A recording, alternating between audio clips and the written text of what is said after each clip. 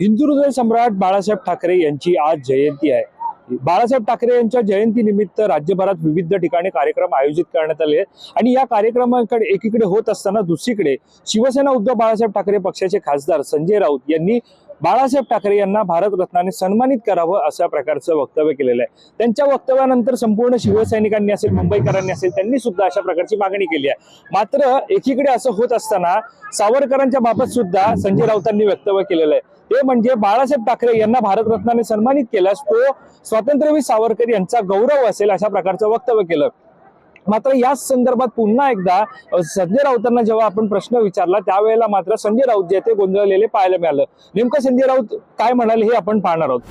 त्या माननीय बाळासाहेबांना तुम्ही अजून भारतरत्न का दिलं नाही हे ढोंगबंद करा। बाळासाहेब ठाकरेंची तो जन्मशताब्दी वर्ष आता 2026 ला सुरू होत आहे। त्याआधी त्यांना भारतरत्न देणं गरजेचं आहे। आपण वीर सावरकरांना देऊ शकला नाही। हिंदुहृदय सम्राटांना जर भारतरत्न दिलं तर तो वीर सावरकरांचाही गौरव होईल, इतकंच मी सांगतो। आणि ही ढोंग बंद करा।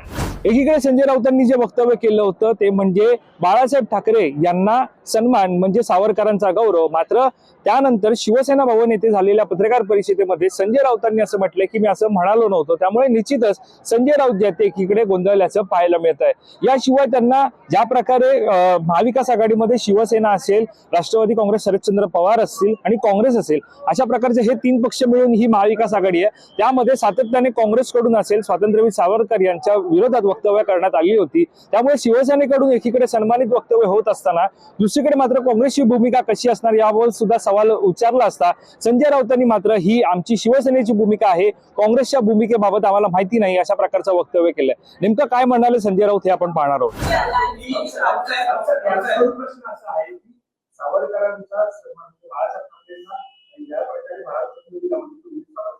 असं मी म्हटलं नाही, मी असं अजिबात म्हटलेलं नाही। वीर सावरकरांना सन्मान द्यावा ही आमची मागणी आहे। वीर सावरकरांचा विचार बाळासाहेबांनी पुढे नेला। हे दोन हिंदुहृदय सम्राट आहेत, पण या दोघांना उपेक्षित ठेवण्याचं काम स्वतःला हिंदुत्ववादी बनवणाऱ्या सरकारने केलेलं आहे।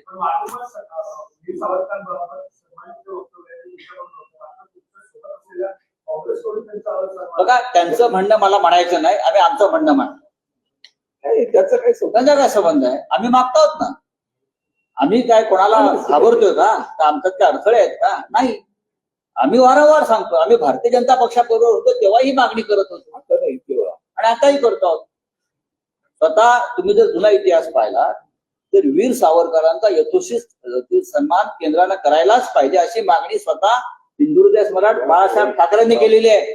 तसं नसतं म्हणजे एवढं मोठं राष्ट्रीय स्मारक शिवसेना प्रमुखांनी उभं करण्यासाठी सहकार्य केलं नसतं। हे जे स्मारक आहे राष्ट्रीय स्मारक वीर सावरकरांचं, ते फक्त माननीय बाळासाहेब ठाकरे यांच्यामुळे निर्माण झाले। दरम्यान संजय राऊतांच्या या गोंधळलेल्या वक्तव्यांमुळे महाविकास आघाडीमध्ये सर्व काही अलबेल आहे का असा सवाल आता उपस्थित होत आहे। त्यामुळे निश्चितच आता बाळासाहेब ठाकरे यांना भारतरत्न मिळणार का आणि सावरकरांबाबतची भूमिका शिवसेनेची असलेली ही काँग्रेसला मान्य होणार का हे पाहणं महत्त्वाचं ठरणार आहे। कॅमेरा पर्सन अवधेश कोरीसह मी वैभव पाटील, मुंबई।